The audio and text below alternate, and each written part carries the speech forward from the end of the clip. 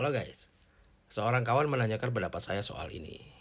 Pernyataan Pak Prabowo yang katanya ingin menekan dolar Amerika Serikat menjadi Rp5.000 per dolar melalui sektor pertanian dan hilirisasinya. Ini sesuatu yang mustahil kah? Nah, kalau menurut Pak Mentan ya, Pak Amran, ini Indonesia memiliki potensi ekspor kelapa, ya, cengkeh, sawit, lada, kakao, dan kopi yang diproyeksi bisa mencapai 600 triliun. Ini menarik sih ya.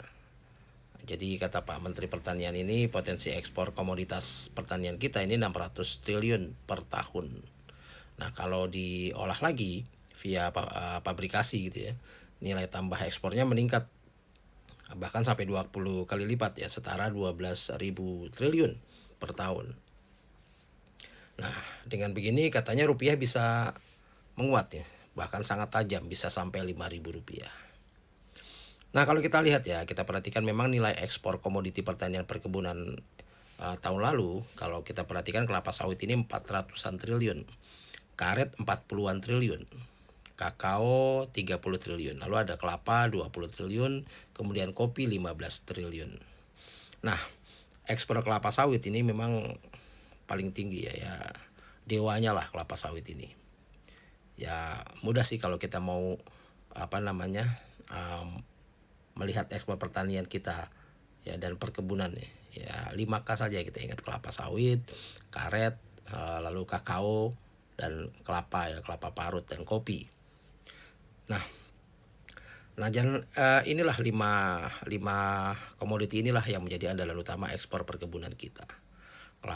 Kelapa sawit bahkan tetap 10 kali lipat ya tingginya dibandingkan yang lainnya.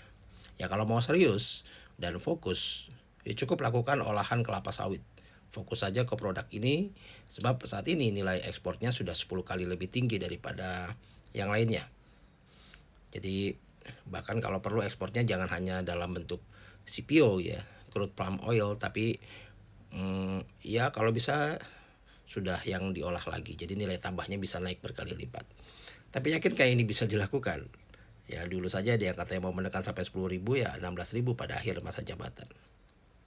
Nggak perlu sampai tekan rupiah 5.000 deh. Kalau bisa dilakukan, ya batalkan saja dulu kenaikan PPN 12%. Ya karena hemat saya kita tidak membutuhkan rupiah kembali sampai 5.000. Kita sudah terbiasa dengan kondisi rupiah di atas 10.000. Hidup telah berjalan normal lah dengan kondisi nilai rupiah saat ini. Karyawan bisa digaji dengan nilai nominal yang layak, yang baik, berbasis nilai tukar saat ini. Nah, jika rupiah menguat ke 5.000, maka para pengusaha akan serangan jantung nantinya. Nah, jika pengusaha kena serangan jantung serentak ini, maka bukan hanya Sritek di Solo yang gulung tikar gitu ya, tapi Mas Pion, usaha perkebunan dan lain-lain, industri yang orientasinya ekspor akan langsung kejang-kejang dan kolaps pastinya. Jadi hemat saya, kita nggak butuh rupiah kembali ke 5.000. Kita hanya butuh rupiah dijaga stabil. Nggak seperti roller coaster gitu ya, tiba-tiba naik lalu tiba-tiba turun gitu ya. Rupiah yang stabil ini akan memudahkan perencanaan kerja dan pengembangan usaha. Nah, rupiah yang stabil ini menjamin pengusaha untuk tetap bisa meningkatkan kesejahteraan tenaga kerjanya. Nah, rupiah yang menguat tajam, apalagi yang menjadi target pemerintah seperti ini akan membuat ya para pengusaha ini dan operasional merasa amsyong ya langsung ya.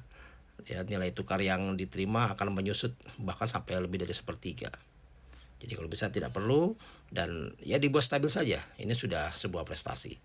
Tinggal ditemukan titik stabilitas yang nyaman untuk dunia usaha dan nyaman juga untuk negara membayar hutang yang nilainya sudah sangat tinggi ini. Karena fluktuasi rupiah ini akan mempengaruhi kinerja ekspor dan impor kita. Baik itu menguat ataupun melemah gitu ya. Yang perlu kita benahi adalah daya beli dan daya saing rakyat kita. Gitu kali ya menurut saya. Salam.